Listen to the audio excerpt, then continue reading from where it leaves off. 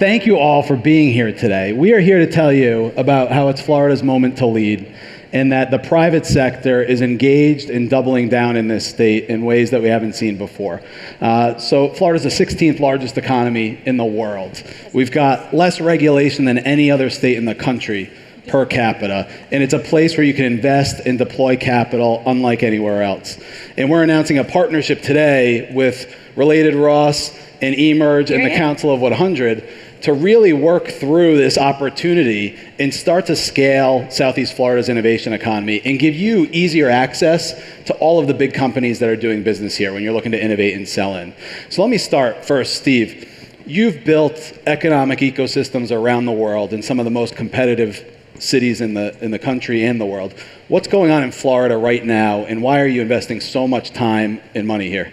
Well, first of all, I'm from Florida, and it's great to come back. Yeah. There we go. We love having you back. I really never left. When you're from Florida, you never want to leave. True. You know, but I mean, I think the world's changing, as we all know. We're seeing change in every single sector, every single place. You know, geographical change, political change, economic change, and you know, and you look at Florida. Florida is probably the best business state in this country, and it's really never grown, and businesses, you know, to the extent that the other states have. And so I looked at it, and I came back here, you know, during COVID, and I saw, because I never did a lot of business in Florida, how great it was. So I said, well, what will it take for this place to really become the business state, to take advantage of all the change that's occurring in the country? And so I looked at it, and and you see the corridor between Miami to Palm Beach, you know, and it's very much like San Francisco. I looked at it and said, this should be like San Francisco and Silicon Valley. And, you know, but there was very little tech here. They're mostly small startups, you know, in Miami. You've done a great job. Thank you. Really getting, stated it, you know. But when you look at it, you know, Miami is probably the greatest city in this country. It's the most exciting. You know, it's the only city with a different culture than the country it's in, you know, which makes it that much more exciting and draws young people. And so, you know, and today, where's the world going? So you take the basis of the Florida being such a great business state, how do we take advantage of South Florida? And we know South Florida, which is Miami, Broward, and Palm Beach counties, is totally different than the rest of Florida. And so it was really, how do you bring business and really unite those places together? And so I saw that opportunity, but it can't just happen in Miami, because you're not going to attract really large companies to Miami. You're going to attract young, entrepreneurial people starting up firms, but the big companies will not be able to move here because of the amount of people they will bring and the services that they require. So it's very much like San Francisco and Silicon Valley. So what I did was, and I have a home in Palm Beach, but being from Miami, I kind of understood the two places and then went about, what are we going to do in Palm Beach to attract the bigger companies to come there? And so we've done everything and looking at it, dealing with schools, places of recreation, golf courses, hospitals. So and I guess the big thing that, you know, probably would appeal to a lot of people is that we've got Vanderbilt University to bring their graduate schools to Palm Beach. Super exciting. You know, and they're going to specialize, it's a graduate schools of business, engineering, with AI, innovation, all the type of subjects, and what they're really bringing together, you know, for a kind of a diversified education that's interdisciplinary, to get graduate degrees and doctorate degrees that really stimulates the economy and to stimulate companies to grow here and bring large companies. So I think the corridor, we brought K through 12 schools. We got a great K through 12 school. And all these things are approved. They're all really under development. The construction hasn't started, but the plans are underway, and everybody is moving forward. Then we brought the Cleveland Clinic for a hospital, and then we're dealing with all types of things to bring like a Live Nation to West Palm Beach, and so it becomes a place where people really want to be and live, and that the Palm Beach area is no longer just for your grandparents. Exactly. Melissa, you've been thinking about this for more than 10 years, and this connection from Miami to West Palm and this corridor that we're talking about creating. Why Southeast Florida? Why now? How do we leverage this moment? I'll answer your question in 1 second, but I just want to say that just being up here right now as part of the Florida Council 100 with the CEO Mike Simas and then with Stephen Ross, I mean, this is so humbling, and I think this goes to show how much our ecosystem has grown, because I'm not sure if we would have had this conversation when my father founded this over 10 years ago. So I think, that in and of itself is one of the points, right? That we're able to have this conversation now and people are excited about it. But to answer your question about why now, why Southeast Florida, I mean, we have definitely, along with, a lot of support, been working on building this ecosystem organically for a long time. Of course, my father was one of the first tech companies to have a successful exit from Miami when he sold Terramark Worldwide to Verizon. And that's really when the idea spurred of, we really believe South Florida had all the elements to become a thriving tech hub. How do we do that? The first thing was we had to get people together and start using Miami, South Florida, and tech in the same sentence. That's why we launched Emerge Americas. And now, fast forward 10 years, of course, COVID played a role, right? Opening a global lens. You decided, Mr. Ross, right, I know you're from Florida, but to more permanently be in Florida post-COVID. All of that, there's so much influx of companies, of talent, of capital that have happened over the last few years.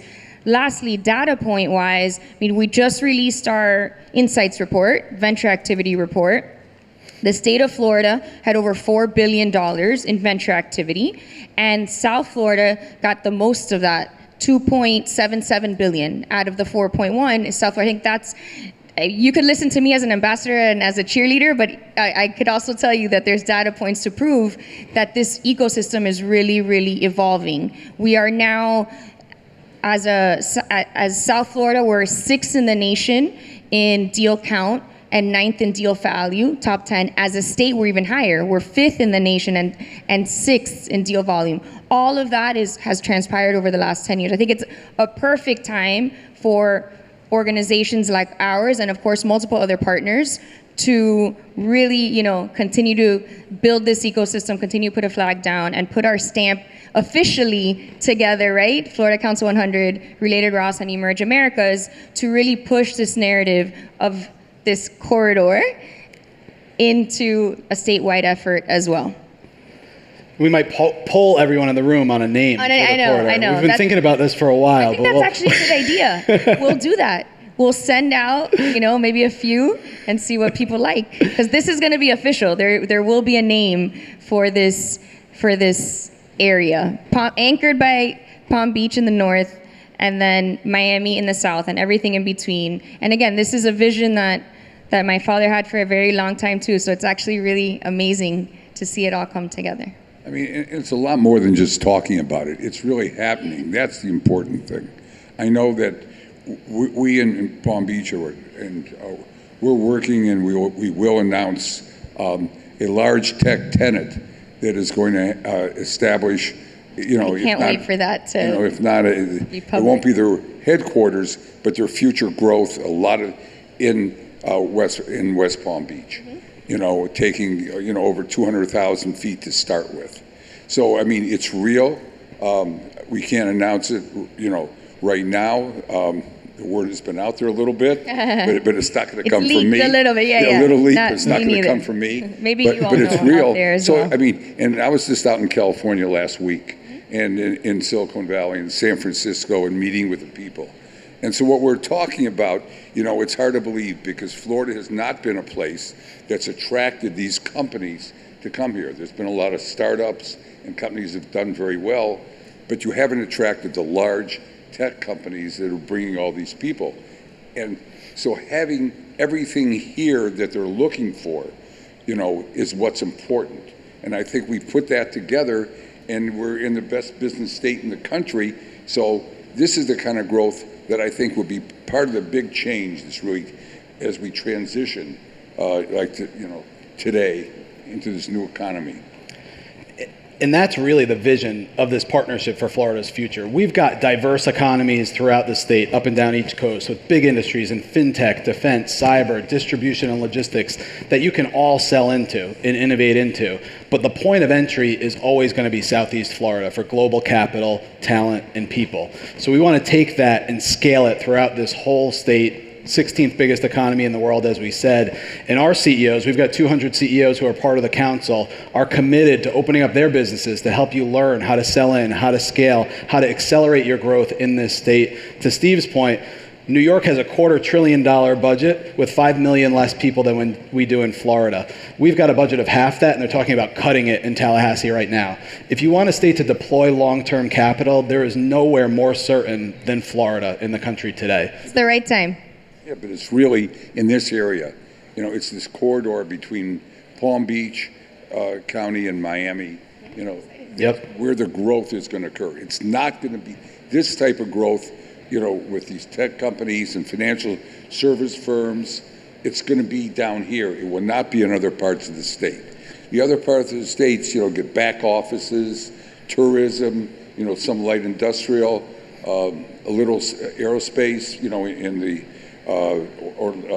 Cape Canaveral, but the real tech is going to be down here because this is where young people want to be, and we have to have all those things that really will attract it and make it a place where people want to live and grow their families.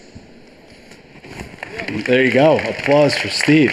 We also have, I think, as a state, we're one of the top states education-wise. I know you mentioned Vanderbilt coming to Palm Beach, which I think is incredible. We have incredible universities across our state, right, from UF, UCF, and then down here, we have Babson, Northeastern now in Miami as well, Miami-Dade College, FIU, Nova, all partners. You're going to see them here today, and I think they play a pivotal role in one of the 5 kind of key stakeholders to help build this, right? Education, academia, government, entrepreneurs, and investors. And we're going to formalize accelerator programs, programmatic efforts to continue building. Yeah, what's really important, to people in growing it is having the capital to do it.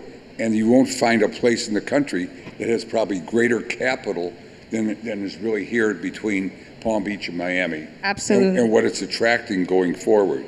So, that really will grow and spur the growth that we're talking about, We've got a minute to go. So final thoughts. What are you most excited about, Steve, over the next 5 years in this part of the state? Well, I think I talked a little bit about it. You hit most of it, but you got to have one. Other than the Dolphins winning the Super Bowl. Yes. Hey, we weren't allowed to talk about football. Yes. We had Jalen Phillips here earlier. Oh, really? Yeah, he was speaking great here. guy. Yes. But no, I'm excited for just being here and being part of the growth because there's nothing more energizing, is really growing, starting something, and really watching it grow. And now is the time, and it's great to be part of that, leading the way. Well, Melissa, final thoughts?